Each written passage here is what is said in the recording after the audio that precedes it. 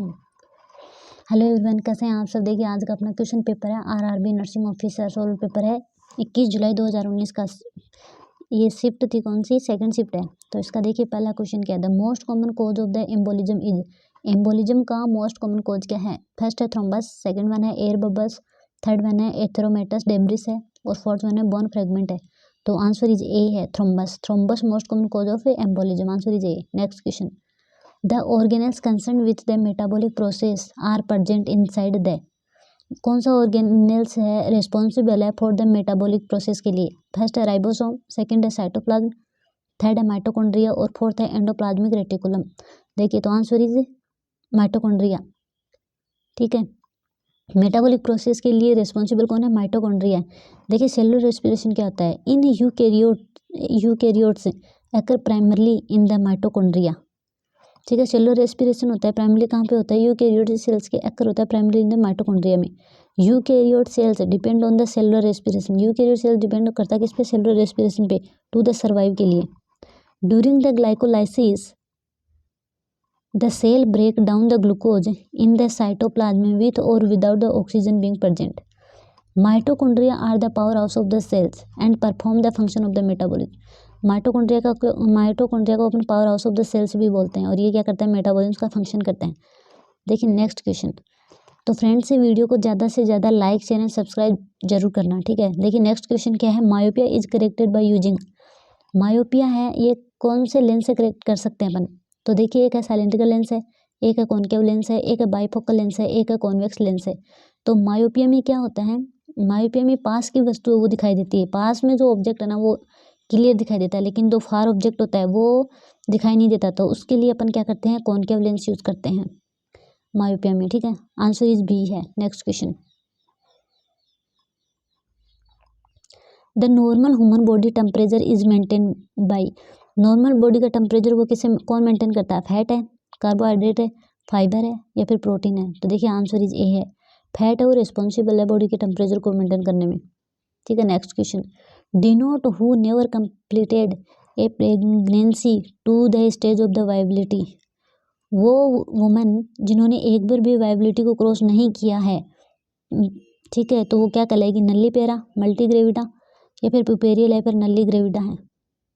तो देखिए आंसर क्या कहलाएगा इसका, वाइबिलिटी का पूछा है तो नल्ली पेरा, आंसर ये आएगा नल्ली पेरा। मतलब पेराइटी को एक बार भी क्रॉस नहीं किया है, वो आएगा नल्ली पेरा। देखिए मल्टी ग्रेविडा क्या होता है, वो वुमन जो वुमन जो ज़्यादा बार मतलब 3 से ज़्यादा बार प्रेगनेंसी हो चुकी है, या उसको क्या बोलते हैं, मल्टी ग्रेविडा बोलते हैं। और नल्ली ग्रेविडा का मतलब होता है एक बार भी प्रेगनेंसी, जो वुमन जो एक बार भी प्रेग्नेंट नहीं हुई हो वो। पुपेरियल का मतलब होता है after birth of the baby से लेके जो 42 डेज का जो टाइम ड्यूरेशन होता है वो पुपेरियल पीरियड होता है। ठीक है, देखिए ग्रेविडिटी क्या होता है, ग्रेविडा क्या होता है, प्रेग्नेंट वुमन। ग्रेविडा का मतलब होता है प्रेग्नेंट वुमन। ग्रेविडिटी क्या होता है, the number of the pregnancies. ठीक है, ग्रेविडिटी का मतलब होता है number of the pregnancy. Nulligravida का मतलब होता है a woman who has never been pregnant, nulligravida. Primary gravida क्या होता है, a woman who pregnant for the first time. Primary gravida का मतलब होता है फर्स्ट टाइम प्रेगनेंसी हुई हो। मल्टी ग्रेविडा का मतलब होता है a woman who is pregnant more than 3 times. Next देखिए पेराइटी। पेराइटी क्या होता है, it is the number of the times that a woman has given birth to the foetus.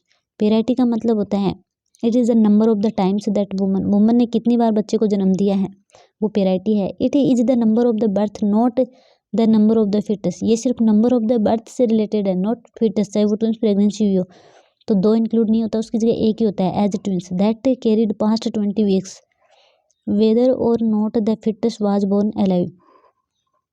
नल्ली पेरा का मतलब क्या होता है, it is a woman who has not had a birth at more than 20 week of the gestation.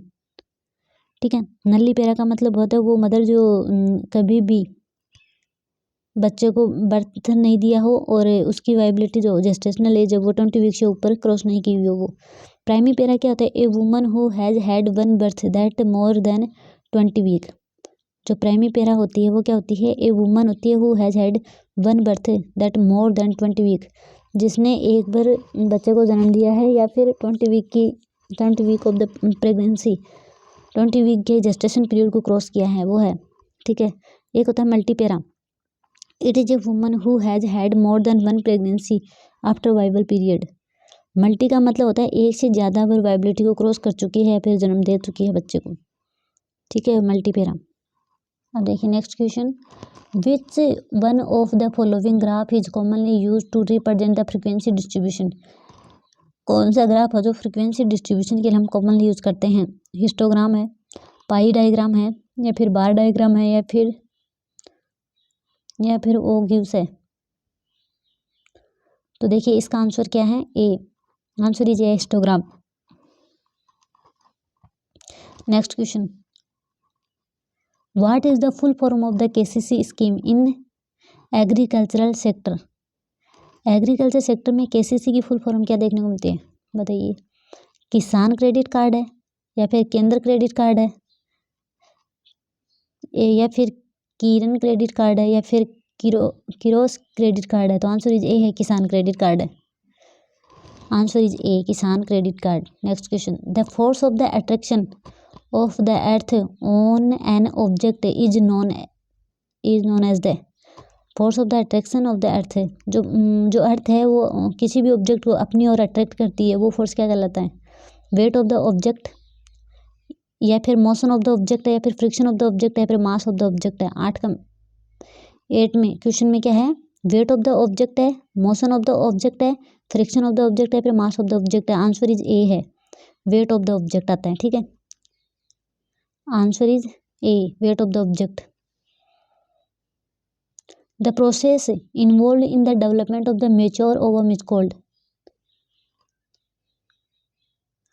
Mature ovum के development की process क्या कहलाएगी? oogenesis है, फर्टिलाइजेशन है, गेमेटोजेनेसिस है, स्पर्मेटोजेनेसिस है। तो आंसर इज ए है, oogenesis। Next question, the larynx is closed during the swallowing by. Larynx है ड्यूरिंग द swallowing के दौरान क्लोज हो जाती है, किसकी वजह से? Epiglottis, cricoid cartilage, vocal cord, thyroid cartilage. तो answer is A, epiglottis. Next question, how are ECG changes present in the ischaemia and myocardial infarction. देखिए इस्चेमिया और एमआई में जो ईसीजी का चेंजेस देखने को मिलता है वो क्या देखने को मिलता है? As a small Q wave with an elevation the ST segment and a peak और inversion in the T wave. तो देखिए एमआई में क्या देखने को मिलता है?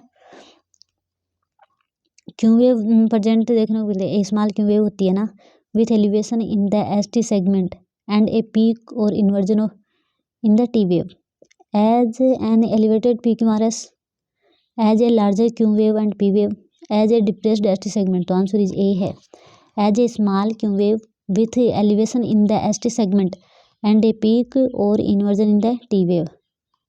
तो देखिए इस्चेमिया में इसी चेंजेस में क्या क्या देखने को मिलता है?